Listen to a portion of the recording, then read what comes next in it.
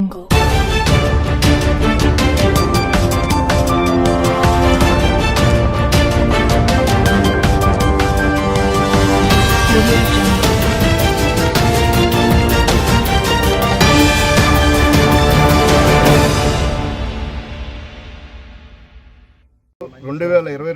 Notice పంపించారు.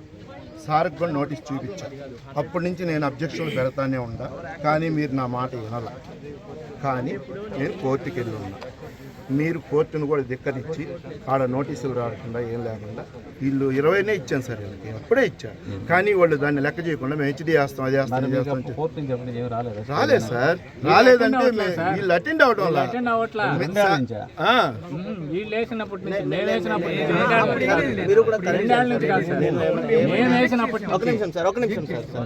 నేను మీకు చెప్తాను సార్. నేను తప్పు చెప్తే మీరు కరెక్ట్ చేయండి, నో ప్రాబ్లం. మన స్పెషల్ డిప్యూటీ కలెక్టర్ ఇప్పుడు అందరూ మళ్ళీ కాల్చిపోద్దాండి, బిడ్డలు బాగుపడతారు. ఏమవుతుంది, కాల్చండి.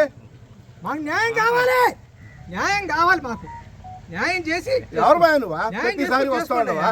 ఎన్నిసార్లు చెప్పాను నమస్కారం. కోర్టులో క్లియర్ అయిందా రావుతుందని చెప్పలేదు. ఆయన కోర్టు డెసిషన్ వచ్చేదాకా ఆగుతానంటున్నాడు. ఆగాల్సిందే సార్. మనకి తమాషా రైతులంటే ఎదవలు మీక ఆఫీసర్లకు కూడా మీరు ఆఫీసర్లందరినీ చెప్పినంత మాత్రం మేము వింటామా? ఏం చేస్తావు చేసుకో, కానీ పోతే ఈ రోజే పోతాం, రేపు పోయేది. రైతుకు ఒక న్యాయం చేసి పోండి అని చెప్పాము. ఎంచేటికి మీరు ఎన్నిసార్లు వచ్చారు? ముష్టోళ్ళకి 10 రూపాయలు వేసి తమాషా పడుతున్నారే. మేము మెట్ల మీద ముష్టోళ్ళు పడిన పొలం ఇది. ఒక మాట నన్ను మాట్లాడిస్తే రమేష్ గారు చెప్పండి సార్. హలో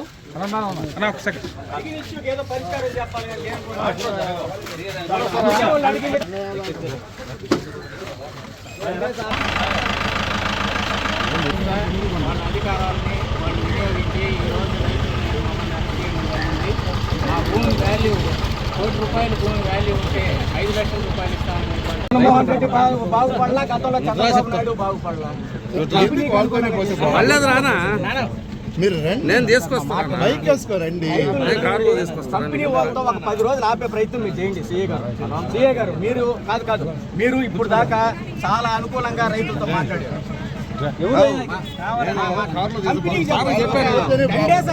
కోర్టులో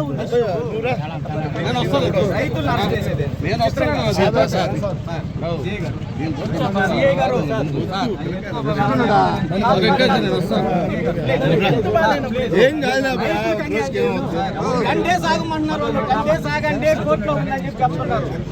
దాన్ని కూడా మరి బలవంతం తీసుకొని వస్తాను.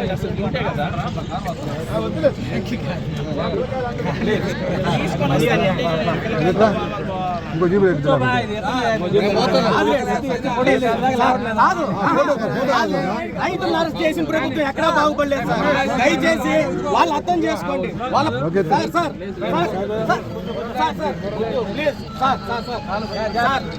కాదు సార్, వాళ్ళు 10 days ఆగమంటున్నారు. 10 days ఆపండి ప్లీజ్.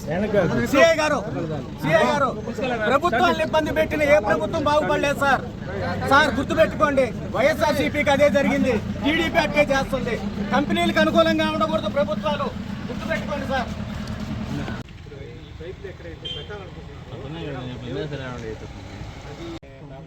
రైతుకి సమస్య కదా.